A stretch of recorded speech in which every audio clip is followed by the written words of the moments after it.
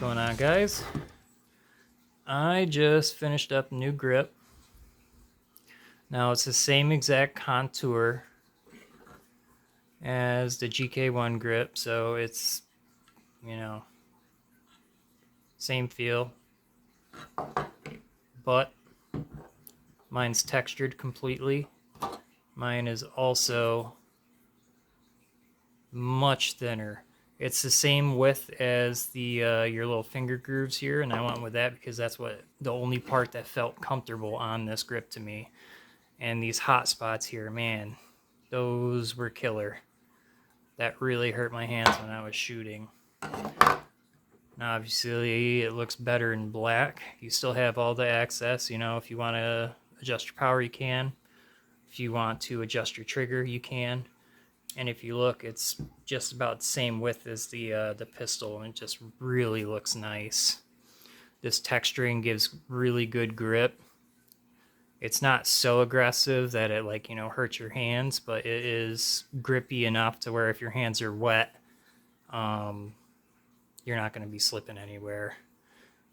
I also adjusted the angle of it just slightly because I noticed when I was shooting, it felt like every time I pulled it up, it was trying to point the nose down. I'd always have to adjust it.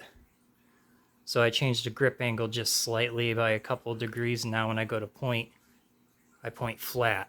Much easier to use my RMR. I'm sure if I had the iron sights, it'd be the same deal. But yeah, and it fits perfectly. You can see there, like it's very, very, very close to being perfect. I also have, these covers here. Mine shows a little bit because I made it for this guy, which is wicked fat. But yeah, I'll have to adjust this if people want this and this. Then I'll adjust the height of that so that way it sits flush with the grip. Next thing I'm going to do is I'm actually going to make a different solution here than what everyone else is doing with, the magnets and all that. I have a completely different idea that'll be much better. That's in the works right now. That's my next project. But if you want one of these grips, let me know. These are really nice. Like, you can't even tell that this thing was 3D printed. It looks immaculate. There is no layer lines due to that texturing. It just